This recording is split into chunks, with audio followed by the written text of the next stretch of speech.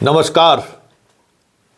हमारे प्रधानमंत्री नरेंद्र मोदी जी इस देश को विश्व गुरु बनाना चाहते हैं। हमारे देश के प्रधानमंत्री 2047 में भारत को सबसे विकसित देश के तौर पर देखना चाहते हैं और इस लक्ष्य तक पहुंचने की जिम्मेवारी जिसके कंधे पर है उसका क्या हाल है, जरा इसकी एक वानगी हम आपको दिखाएंगे। हम तो समझते थे कि नीतीश कुमार जो है सो इस तरीके की बहाली की है, ऐसे ऐसे शिक्षक बहाल किए हैं। ये तो पूरा हिंदी पट्टी का हाल ही एक ही जैसा है। यहां तो हर साख पर उल्लू बैठा है, अंजाम गुलिस्ता क्या होगा सोच लीजिए। एक उल्लू हो तब ना, और ऐसे उल्लू के सहारे यह देश कैसे विश्व गुरु बन सकता है भाई? कैसे हम 2047 में दुनिया के सबसे विकसित राष्ट्र बन जाएंगे? जिसके कंधे पर यह जिम्मेवारी दी गई है, वही कंधा जब कमजोर है, वही कंधा जब नाकामिल है, वही कंधा जब अयोग्य है, वही कंधा जब अवगुणों से भरा हुआ है, तो फिर आप कैसे बात करते हैं भाई मोदी जी? ये शिक्षा के बगैर कुछ संभव है क्या? या मोदी जी समझते हैं कि राम जन्मभूमि में पूजा पाठ करने से और हनुमान चालीसा पढ़ने से देश विश्वगुरु बन जाएगा और दुनिया के सबसे विकसित देश बन जाएंगे? अगर ये सोच हो तो अलग बात है कि सत्यनारायण भगवान की पूजा करेंगे, 1001 बार हनुमान चालीसा पढ़ेंगे तो हमारा देश विश्वगुरु बन जाएगा। ये समझदारी अगर हमारे देश के प्रधानमंत्री को है तब तो फिर ये शिक्षक को प्रणाम करना चाहिए। कुछ तो वो कर रहे हैं। ये जरा वीडियो को देखिए। ये मध्य प्रदेश से एक खबर आई है।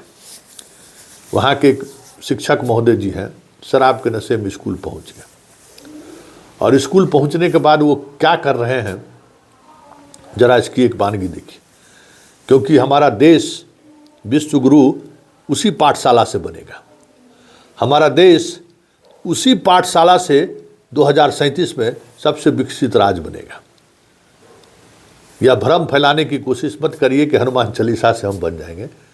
जहाँ से बनेंगे हम, वहाँ क्या स्थिति है, वहाँ किस तरीके के शिक्षक हैं, किस तरीके से शिक्षा दी जा रही है, कैसे कैसे लोग शिक्षक बनाए गए हैं, जरा देखिए। और हमें लगता है कि इस खबर को प्रधानमंत्री से भी हम तक पहुँचे, इसके लिए हमारे इस मुहिम को कम से कम इस मुहिम को वहाँ तक पहुँचाने की कोशिश कीजिए। जरा देखिए मध्य प्रदेश का है, जहाँ बीजेपी लगभग 30 वर्षों से लगातार सरकार में है। इस देश में सबसे ज़्यादा लंबे समय से अगर कहीं बीजेपी की सरकार है तो मध्य प्रदेश में ही सरकार है। और मामा जो शिवराज सिंह चौहान हैं, जो अभी कृषि मंत्री हैं, वहाँ लगातार वहाँ के मुख्यमंत्री रहे हैं, लाडली बहना। अब बताइए कैसे ऐसे ऐसे गुरु के सहारे कैसे लाडली बहना वो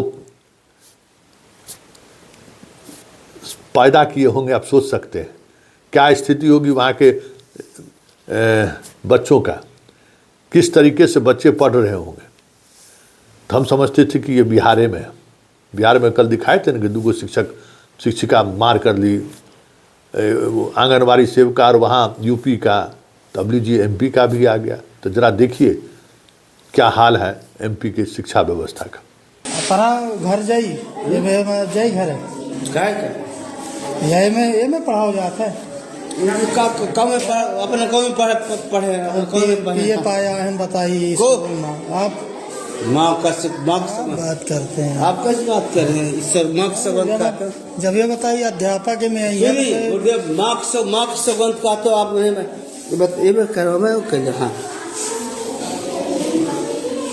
ना फला अच्छा बटन बनते हैं।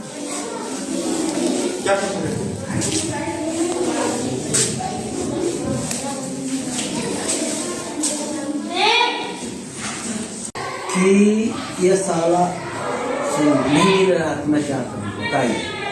तुम बताइए। मैं काल व्यवहार नहीं गया, इसलिए काल बता उठते और बता उठते हूँ। बता उसको सुना मैंने कहीं लड़का डॉक्टर कि बहुत सड़ो का जी कुछ में बाप बाप खोएगा तो ऐसे मिला दूंगा। कालो खैर तहसीलदार कह रहा है कि माँ बाप मर गए तो मैं ये तहसीलदार एटीएम के सब क्या जो गलत बोलते बहुत सारी वजह में तो क्या बात बोलते हो, झल्लू कर बोलते हो, इधर उधर। पंडित जी सही बोलूँ ना, मैं काल 500 रुपये किसको? तो बीएलओ क्या करेगा, प्राण नहीं दे मर जाए।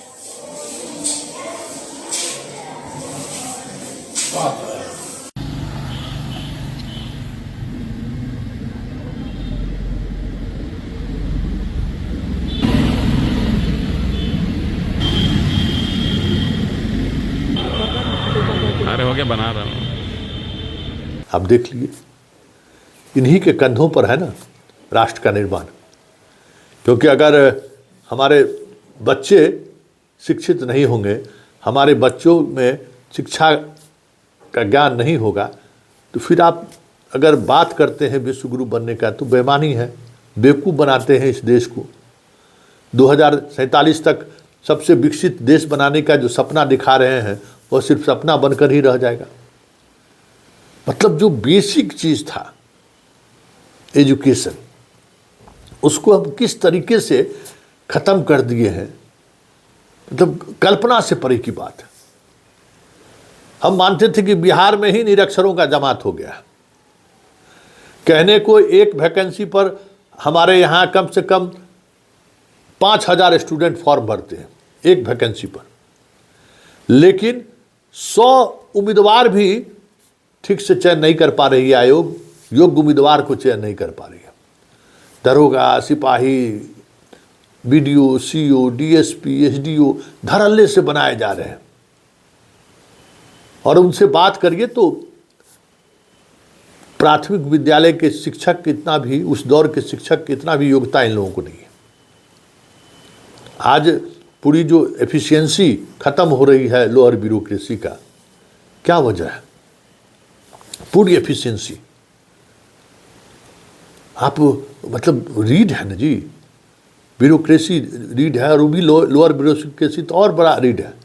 लेकिन आप देख लीजिए कैसे कैसे लोग आपके यहाँ थानेदार हैं, कैसे कैसे लोग बीडीओ सीओ आपके यहाँ हैं। इंग्लिश तो छोड़ दीजिए, हिंदी भी ठीक से नहीं लिख पाता है ये लोग, ऐसे ऐसे लोग बन गए। क्यों? कि जहाँ से ये बीज अंकुरित होता है, जहाँ से ये बीज बड़ा होना शुरू करता है, उसी में अगर मान लीजिए कि कोई नमक डाल दे, कोई एसिड डाल दे, तो बीज बीमारी न पैदा लेगा, पेड़ पैदा करेगा। तो जब शिक्षा जगत में जो शिक्षक हैं, जो भारत के भविष्य को सींचते हैं, और वहाँ से वो धीरे धीरे बढ़ते हुए इस देश में योगदान देने की स्थिति में आता है, जब वही अगर अपंग हो जाएगा, वही बहरा हो जाएगा, वही कंधा हो जाएगा, वही अंधा हो जाएगा, तो फिर इस देश का क्या होगा? सोचने वाली बात है। और ये सोचने वाली बात है कि इस तरीके से अगर शिक्षा को हम नज़रअंदाज करेंगे तो इस देश को फिर से गुलाम होने में और इस देश को ख़त्म होने में ज़्यादा दिन वक्त नहीं लगेगा। तय मानिए कि हम लोगों के देश में विदाई का वक्त आ गया है। वो स्वर्णिम काल जो आज़ादी के आंदोलन के बाद जो एक माहौल बना था देश के डेवलपमेंट को लेकर, देश के नज़रिया, वर्ल्ड वाइज नज़रिया को लेकर, अब कह सकते हैं कि वो हम अवसान की तरफ बढ़ गए हैं।